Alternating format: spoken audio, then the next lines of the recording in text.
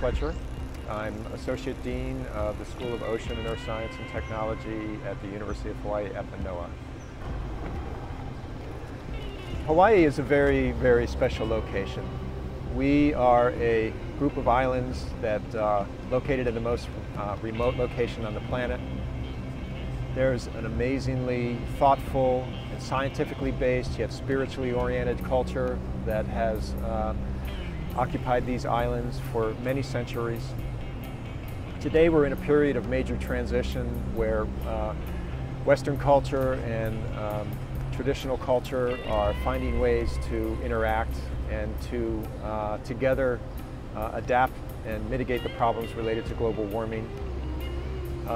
There are three primary areas of global warming impact that I think Hawaii should be most concerned with. One is changes in rainfall, and currently climatologists are projecting that rainfall is likely to decrease as our world grows warmer.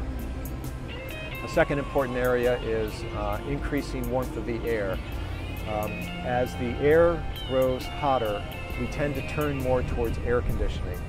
Our comfort level in the evening, which used to be the time when the air cooled down and the trade winds would cool down everybody's lives, that's changing now, and we're actually already seeing statistics of increased air conditioning use in the evening, and the trade winds are no longer enough of a cooling agent to keep Hawaii at the high quality of lifestyle that we've become used to, and the very wonderful climate that we have here. The third area of important climate impact is sea level rise. Sea level rise threatens our beaches, which are a fundamental component of Hawaiian lifestyle. It threatens the use of low-lying coastal lands, not only for transportation to our schools, not only where we live our lives out and we build our houses and we form communities in coastal plain, coastal-oriented areas around the islands, but also where we grow food and where we engage in cultural practices that have been timeless throughout Hawaiian indigenous history. There are major ecosystems that are threatened by sea level rise that, as they retreat in the face of sea level rise, are going to be moving into topographically different and geologically different types of sections of the watershed. Overall, there is still time to meaningfully engage in adapting to all of these problems related to global warming, but the time is growing short.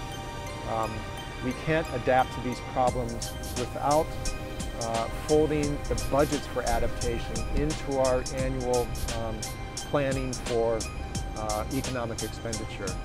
We need to fold adaptation plans into tourism. We need to fold adaptation plans into military. We need to fold adaptation plans into the state Hawaii legislature and the community, the county councils that exist throughout Hawaii, and also into the watershed communities, the ahumoku that are springing up around the state. There's time, but the time is growing short, and we need to come up with thoughtful, meaningful, culturally appropriate, and sustainable practices for Hawaii to, continue to have the precious nature that it has and act as a beacon for the rest of the world as we have historically.